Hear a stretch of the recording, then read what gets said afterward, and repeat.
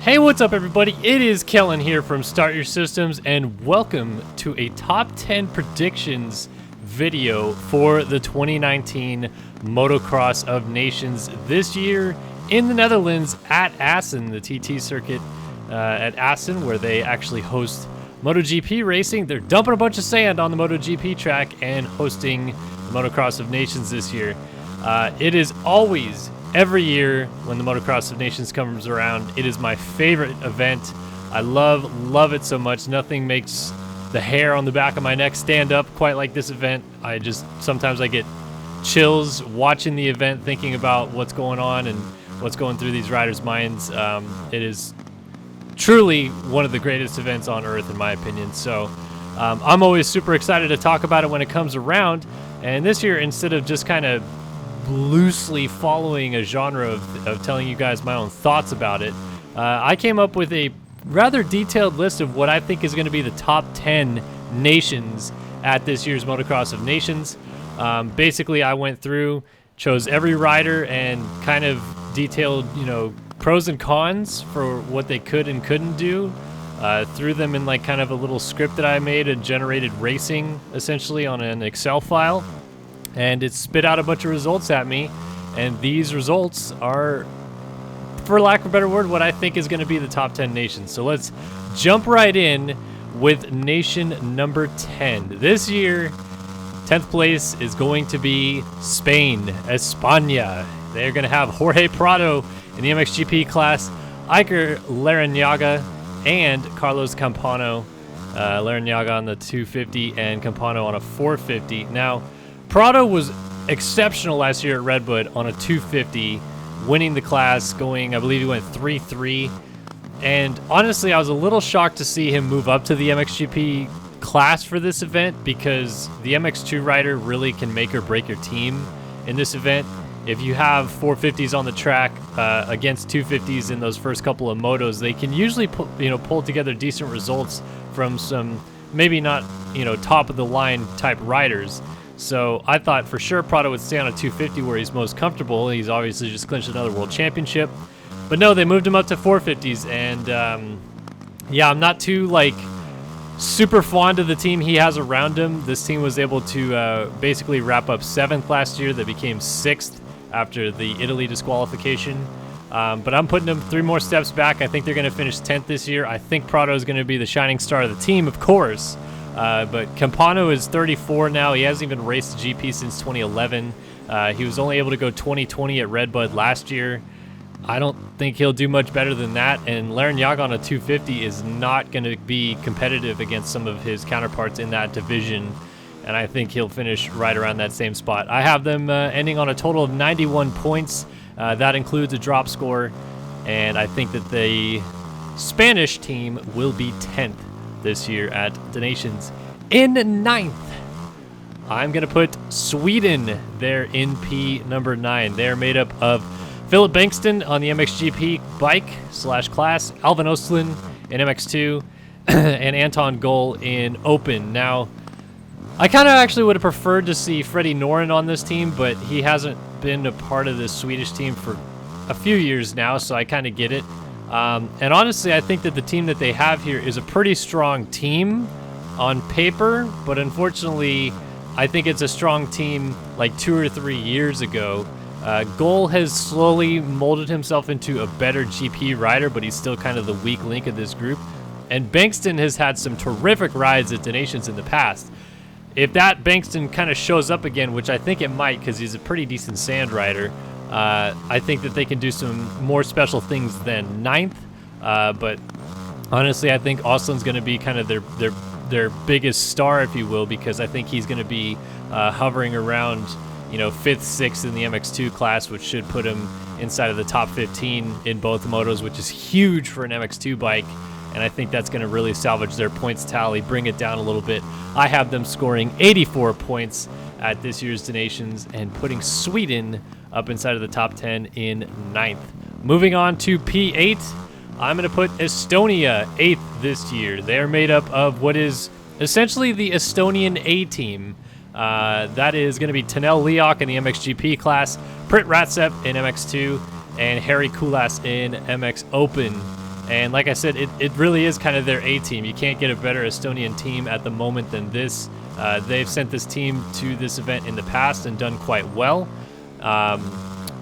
I just see this as being like an overall pretty, solid effort. And I think that putting Ratsep on the team is going to be a step up from having Hardy Ruziorg in the MX2 class, who they had last year. And Ruziorg did perfectly fine at Redbud. I mean, they put the team, inside of the top 10 in that MX2 class. So I think he was perfectly fine. But I think Ratsep is a little step further up. And honestly, if all goes well for them, I could even put them higher than 8th. But I think that, on a pretty average day for them, this is where I would see them fitting in around that 8th spot. And just to reiterate my thoughts on all these teams that I'm putting in order here, at any point in time, injuries could slash these teams off the board, crashes, mechanicals, whatever. I'm just basically putting this out there as if everybody finishes the motos, in the order that they kind of should based on, rider skill set and the type of bike they're riding. So with that being said, any of these teams that I'm listing can fall in and out of the top 10, and any team I don't list can go into the top 10 based on, mechanicals, DNFs, etc. So again, Estonia P8, and thus far we have Spain, Sweden, Estonia on to 7th. And my sort of disappointing team at this point, because I had very high hopes for them until Arnaud Tonus got hurt. That is Team Switzerland. I'm putting them 7th this year. They were able to get up a little higher last year at Redbud, and I absolutely thought that with Arnaud Tonus on the team, they were going to be the second best team going to the line this year at the Nations. Unfortunately, Tonus got hurt at the last round of the GPs in Shanghai and had to pull out, and they brought in a pretty unknown Cyril Schweiveler to fill in for him. I thought for sure we'd see Kilian Auberson go to the MX2 class and move Guillaume back up onto a 450, which he's ridden this year in a GP. That's not the case, though. Guillaume was already going to get a bike from 114 Motorsports Honda, and that is going to remain the status quo. So he's going to get a pretty good machine underneath of him in that MX2 class. That's probably going to be a couple position boost, I think, for him in the MX2 division, which obviously he's shined in the past. Seawer is going to carry kind of the bulk load of this team, though. I think that, I expect Seawer to finish top 5 both motos that he runs in, and quite honestly, that is going to make or break how good this team does. If he doesn't finish inside of the top 5 and has one bad moto, I think they go from being an easy top 10 team to kind of maybe not. But if you had Tonus on this team, man, what could have been? They absolutely would have been a very strong podium threat, if not a long shot for a victory if things fell their way. So a little bit bummed on that. I got Switzerland 7th. On to P number 6. And I feel like a lot of fans that of this channel would hope I had put this team higher, but it's just how the cards lay after the injuries that have betrothed the British team. Great Britain's going P6 on my list here. They've got Nathan Watson in the MXGP class. They've got Adam Sterry in MX2, and they've got Sean Simpson in the Open class. It was initially going to be Max Anstey in MXGP and Ben Watson, Nathan's brother, in MX2. Anstey and Watson, the Ben version, both got hurt, and so they called up Sterry to replace Ben Watson, and now they've called up an enduro rider, essentially, for lack of a better word, Nathan Watson, to fill in the MXGP class. Now, some might say that's a bit of a weird move to put Nathan Watson on this team, but I actually think it was the better move of what they had. Tommy Searle has been so up and down this year, and yes, you would like to see, your elite GP riders make it onto the British team, and Searle has won the British Championship this year as well, so clearly it would have been a good selection regardless. But Watson is a brilliant sand rider, has ridden fantastic at many beach races, won a few of them, and he has GP experience as well, so he's not like completely new to this, similar to when Christophe Charlier filled in for France in 2017. He kind of knows what he's getting into here, I think, and I think that experience that he has from the past is going to help pay dividends once he actually hits a gate drop for the first time, on Saturday for the qualifying race. And I think that this team, plenty capable of, slotting into that top 5 with some weird rides out of other teams. but also very capable of tanking even worse if things don't go their way, which honestly they don't seem to be going the British way at all anymore, unfortunately. But yeah, I have them 6th. I mean, they could go up or down, like I said. You know, here I have them getting 73 points, so not the best day overall, but, you know, still getting themselves up in 6th. I don't know, British fans, take it or leave it. I think you can argue them going 3 spots higher or 3 spots lower, no problem, because there's a lot of turmoil going on after all these injuries have hit the British team. Up into the top 5 we go, though, and greeting us there is the Italians. Italy is going to be P5 on my list. Ivo Monticelli, MXGP, Alberto Ferraro in MX2, and Alessandro Lupino in Open. I would say that, honestly, my biggest question mark is Lupino here, because he had an injury in the middle of the season. He was pretty hurt.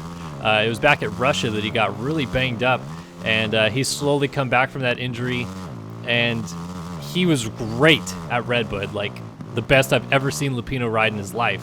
If somehow that Lupino shows up again, I mean, I'm almost thinking this team could be a podium contender at that point, because they actually have a pretty good filled out roster here.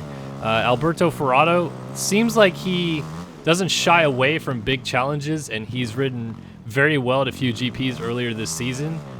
Later in the year, things didn't exactly go his way, but I've always looked at Ferraro as a guy that, you know, rode the sand pretty well. Looks like he's got the next, you know, kind of like Italian, you know, motocross superstar build in him, if you will. I don't know if he'll be a world champion one day, but I definitely see him as building into a fantastic rider. So I have high hopes for this Italian team, man. I think that they can go 5th, even with Cairoli not there. Obviously, they only missed out on winning by a mere couple points at Redbud, and then got disqualified for the fuel infraction, but I still think this is a fabulous team. All the reasons in the world why they can't go any higher than this, but I'll put them 5th. I have them scoring 59 points again. That's with a drop, and I actually think that Lupino may be the drop here. I think Ferrato is going to rise to the occasion on that MX2 bike and really show the world that he is a force to be reckoned with down the road on that 250F. Moving on to 4th, and herein lies the rub, if you will. 5 years in a row, somehow Team France made it happen. It's not going to happen this year, guys. I got France going 4th here at Assen. Look, they barely made it happen last year with Tixier. And Tixier is back again after Fevre got hurt late in the year. They had to pull him off the team. They put Tixier in his place, basically. Look, I just don't see it going their way this time. It just can't. Maxime Renault going to go on MX2 because they couldn't figure out how to work out a deal with Tom Vial putting Red Bull logos on his hat. Dylan Ferrandis isn't on the team this year. No Marvin Muscan. Obviously no Romain Fevre. There's too many things stacked against them. I've said that in the past about France, and they've always pulled the Lucky Charms out of their butt. But this time, I don't think it works. And I think it works rather poorly and keeps them off of the podium. Renault, I think, is going to struggle in his Des Nations debut, essentially. Like, he is going to have a lot of pressure on his shoulders, running the number 2 plate on his bike, you know, being the defending champion nation. That's a lot of pressure to be put on. And quite honestly, the strength that this team has always been was Gauthier Paulin, who has had a horrendous end of his season in the GP class. So it's not like we're looking at Paulin as coming out as being this guy that goes 2-2 and wills this team onto the podium like he has in the past. I honestly think that it's not going to be that good for Paulin this time around, and that definitely is going to hurt their case because they don't have the power behind them that they've had in the past to kind of, you know, help this team round out and end up on the top step like they have. So the 5-peat is where it stops. France does not hit the podium in Assen. I have them 4th. They're going to score 52 points. And yeah, ladies and gentlemen, that is all she wrote for Team France and the repeat victories that they have been having here. All right, let us discuss the podium for this year's 2019 Motocross of Nations. In my opinion, going 3rd, a nation that has won several times before, No, it's not the USA. It is Belgium. I'm putting the Belgians in third. And quite honestly, I actually think they might finish second. But I'm putting them third because on paper, I think that there's some things stacked against them. But I'll tell you what, folks. As I mentioned, the MX2 class means so much in this race. Because, you know, you have a 250 rider, if he can beat 4 or 5 450 guys and put 6 or more positions between himself and the next best 250 guy, I mean, that is a huge, huge victory in the case of whichever MX2 rider that is. And in the Belgians' case, that is going to be Jago Geerts, who, in my opinion, is about to go out and win the MX2 class at the Motocross of Nations. If Prado was racing in that class, I wouldn't say that. But Prado is going to the MXGP class, and there's a wide open field of MX2 riders that are going there to battle. The one thing Geerts doesn't have going for him is he doesn't seem to start very well. I don't think that's going to matter. I think that his raw speed on sand tracks, he's been fantastic at Valkenswaard and Lommel. He is the next Belgian superstar, if you will, and he, I think, is going to win that MX2 class and carry this team easily onto the box because of that. You have Jeremy Van Horbeek in the MXGP class. You know, at this point, basically a savvy veteran. He's won classes at the Motocross of Nations in the past. He knows how to get this race done. Like, he knows from a team perspective, he doesn't need to go out there and go 1-1. If he goes out there and goes 5-7, that'll be plenty because he's got a team behind him that can do damage. You know, if Geerts can go out and win the MX2 class, as I'm predicting here, it's going to go a ton if Van Horbeek can put a top 5, top 6 moto together in back-to-back motos, because then you only need Kevin Strybos, who's in the open class, to have just one sort of decent moto. A 13th is all you need, Kevin, or, you know, whatever, like a 12th, anything. You know, he's getting up there in age, I know, and it hasn't been the greatest GP season for him, but this guy's been on winning Motocross of Nations teams before. Strybos has won motos at the Motocross of Nations before. Like, the Belgians have the most knowledge about what it takes to get, you know, on the box and win this thing, second to the Americans. So I feel good things for this team this year. You know, Strybos coming in is definitely the weak link, but he just needs one result, in my opinion, and the Belgians are good to go. Like I said, I think they might finish second, but I had to put him third here just because on paper, Strybos does drag them down just a little bit. So that is going to be third. Moving up to the second step of the box. And here they come, ladies and gentlemen. My beloved United States of America is going to finish up second this year at Assen. I know that everybody wants to see them win again. I think that this year, more than ever, I would say they are for sure not the favorites. You know, maybe going back to Matterley in 2017, you could probably say the same thing. You know, this is, in my opinion, still the A team. A lot of people are saying, oh, we don't have Tomac, we don't have Cian Cerullo, not the A team. You know what? I think Anderson Osborne will do better than Tomac would have done, personally speaking. And I think that Justin Cooper, for whatever reason, is unfazed by the big stage. And not that I think that Adam Cian Cerullo, you know, and his prior history really suggests that he is terrible at the big stage, but he has had some moments that don't shine too well on that stature of him, if you will. So I'm kind of glad to see that we're sending a guy that kind of throws reckless abandon out there in Justin Cooper, and he's a great starter. So I think that that helps a ton in this MX2 class when, you know, we'll probably put him on the inside for both motos. He'll get out of the gate well. He'll probably start somewhere at least in the top 10 among all the 450s, and in my eyes, I think he settles there. I think that he'll still be the drop scorer. I believe one of the motos I had him theorize is finishing around 12th, 13th. I think that, you know, Geerts, Valandrin, Thomas Kier Olsen, you know, guys like those, I think they will beat him on an MX2 bike. But I think he doesn't go much worse than outside of the top 4 or 5 MX2 riders on the gate. And if that's the case, he'll end up, you know, well inside of the, you know, top 20, top 15 area, get some decent points, bring USA some good points to get Anderson and Osborne in a better position to end up on the box. Because I think the experience of racing in Europe from Osborne and the kind of like you know, sheer determination for Anderson here is going to be a win-win situation for the USA. They've gone to Europe so early this year to test and get ready for this event. I think that this is going to be a much better year than it was at Redbud, because I think they're more prepared than they've ever been for this event to go out there and try to smash some of these guys out of the park here. So I want Anderson redemption. I don't think he's going to be the star of the show. I think Osborne is going to probably finish second in the second moto behind Glenn Coldenhoff, and that'll be kind of the big starring for USA. But they'll get second. And look, you know what, guys? We got to be happy with that. We finished 6th last year. It moved us to 5th after the Italy disqualification. If we get second in the sand, I consider that a win.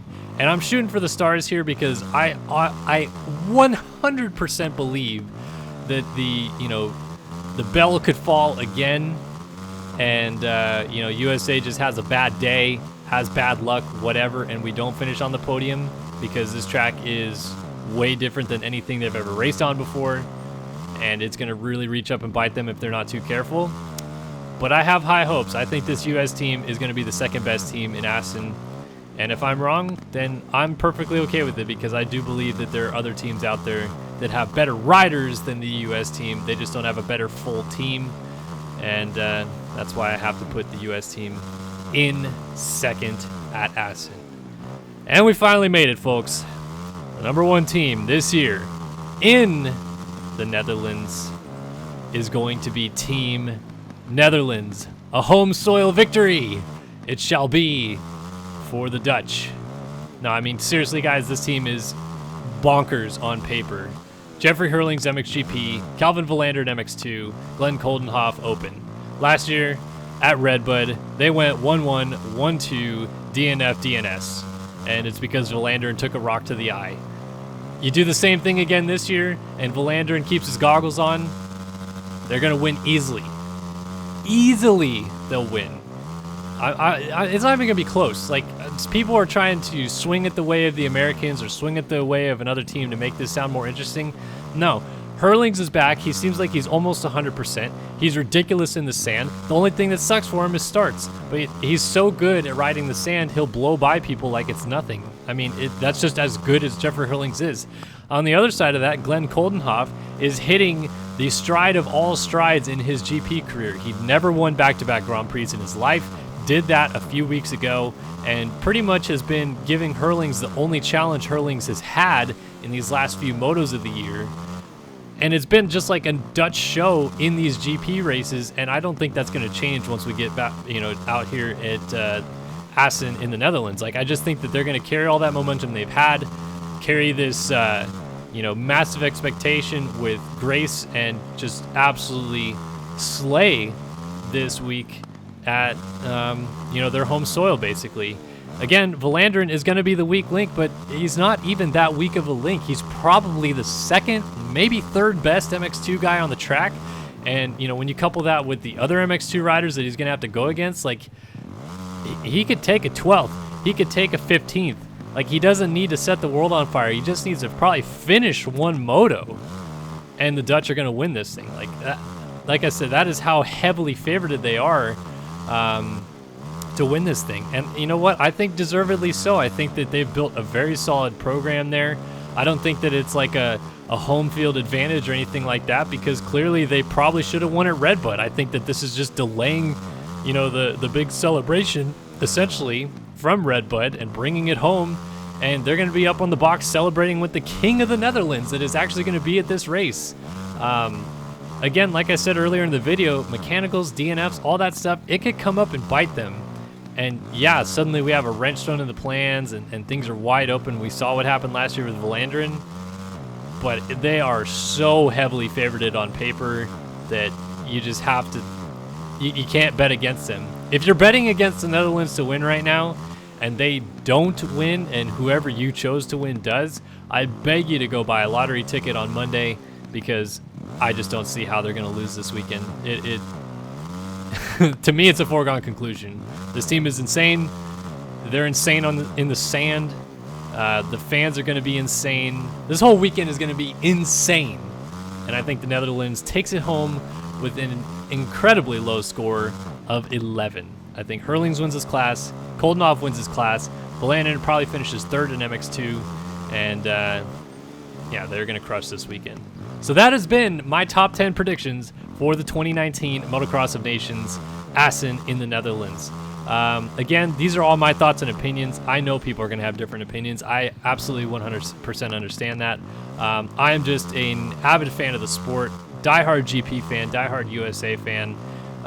You know, I watch everything, I try to soak everything up, and then I try to spew that information back to you guys in some sort of reasonable toned manner, so you guys can understand what it is I'm talking about. Before I end the video today, I want to give a quick shout to AUX or Ox, who made this Assen replica track on the PC. I just was searching through, ran across it. Seems like a pretty good rendition of it. You know, I don't really know exactly how the track is going to be built, but from the layout I've seen, this looks pretty close, so kudos to him. Thanks again for building that. And like I said, as always, thank you guys for watching this video. Really hope you enjoyed it. Hope that this brought some more insight to what we can expect this weekend. And hopefully you sit back and watch an epic weekend of racing. Like I said, I can't stress how much I love this event. I love it. If we could have MX of Nations every weekend, I would just die a happy man at that stage of my life, because I love the Nations. It's so sweet. Wish I was there this year. Couldn't quite make it, but already planning to go to France next year. Hopefully I'll be there. And good luck to all the competitors racing this weekend. Appreciate you guys again so much for watching. Hope you guys enjoyed the video. Hit up the comment section below to yell at me as always, and I'll see you guys in the next one. So long for now.